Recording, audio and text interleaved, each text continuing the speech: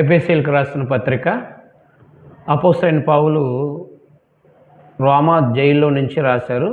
28వ అధ్యాయం అపోస్తలుల 28వ అధ్యాయం 31 వచనాల్లో 2 సంవత్సరాలు అక్కడ ఉన్నారు ఆయన. అక్కడ ఉండి ఎఫెసీ పత్రిక, కొలస్సీ పత్రిక, ఫిలెమోను పత్రిక, అలాగే ఫిలిప్పీ పత్రిక, ఈ పత్రికలు 4 పత్రికలు కూడా రాయబడింది జరిగింది. కాబట్టి ఎఫెసీ పత్రిక యొక్క ముఖ్య ఉద్దేశం ఏంటంటే సంఘము యొక్క ఔన్నత్యము, సంఘం యొక్క ఎంత గొప్పది.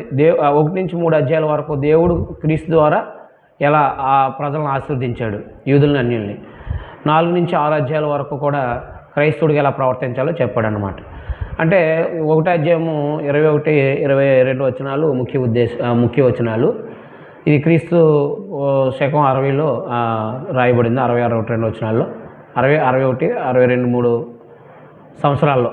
అయితే 1వ అధ్యాయంలో క్రీస్తునందు ఆత్మ సంబంధమైన ఆశీర్వాదాలు ఎలా అనుగ్రహించబడ్డాయో, అనగా పాప క్షమాపణ, దేవుని కుమారుగా ఉండటం, అలాగే పరిశుద్ధాత్మ చేత ముద్రించబడడం అనేది చెప్పడం జరిగింది. సమస్తానికి ఆధిపత్యం దేవుడు సమస్తానికి కింద యేసుప్రభుకి మొత్తం సమస్తాన్ని యేసుప్రభుకి అధికారం ఇచ్చారని, శిరస్సుగా నియమించారని చెప్పడం జరిగింది. 2వ అధ్యాయంలో పాపం చేత అపరాధాలు చనిపోయినప్పుడు దేవుడు తన కరుణా సంపన్నుడై ఎలాగున యేసుక్రీస్తు ద్వారా దేవుడు తన కృప చేత ఎలా రక్షించాడో 2వ అధ్యాయంలో 6, 7 వచనాల్లో చెప్పడం జరిగింది. అలాగే రక్షించబడిన యూదులు అన్యులు కూడా ఎలాగున ఇద్దరు ఒక శరీరమై క్రీస్తునందు ఒక సంఘమై ఉన్నారో చెప్పడం జరిగింది. కాబట్టి 3వ అధ్యాయంలో తన అపోస్తలత్వాన్ని, అంటే కొన్ని విషయాలు ప్రభు సువార్త ద్వారా ఎలాగ అన్యులు యూదులను ఎలా సమాన వారసులుగా చేశాడో తెలియజేస్తూ ఆయన ఖైదీలో ఉన్నాడని 3వ అధ్యాయం 1లో చెప్పుకున్నాడు. 4వ అధ్యాయంలో అన్యజనులు ప్రవర్తించినట్టు ప్రవర్తించకుండా, అంటే సంఘం ఐక్యత కలిగి ఉండి క్రీస్తు యొక్క శరీర క్షేమాభివృద్ధి కోసమే ప్రయాసపడాలని అపోస్తుల్ని, పెద్దల్ని, సువార్థికుల్ని, ఉపదేశకుల్ని నియమించారని చెప్తున్నాడు.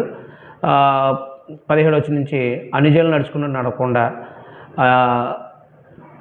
ఎలాగున క్రీస్తునందు ప్రవర్తించాలో, అనగా సత్యం, అంటే 4వ అధ్యాయం 25 నుంచి ఎలా పవిత్రంగా ప్రత్యేకంగా జీవించాలో చెప్తూ దేవుని పోలు నడుచుకోవాలని, వెలుగులో నడుచుకోవాలని, ప్రాచీన జీవితాన్ని వదిలేయాలని, అలాగే సంఘం కీర్తన ద్వారా హెచ్చరించుకోవాలని, జ్ఞానం కలిగి సమయాన్ని సద్వినియోగం చేసుకోవాలని, అలాగే సంఘము క్రీస్తు కొరకు ఎలా సంఘం క్రీస్తుకు ఎలాగైతే ప్రాణం పెట్టారో అలాగే భార్యలు కూడా ప్రేమించాలని, భర్తలు కూడా ప్రేమించాలని, భార్యలు కూడా లోబడి ఉండాలని చెప్తూ అది సంఘం గురించి, క్రీస్తు గురించి చెప్పబడింది.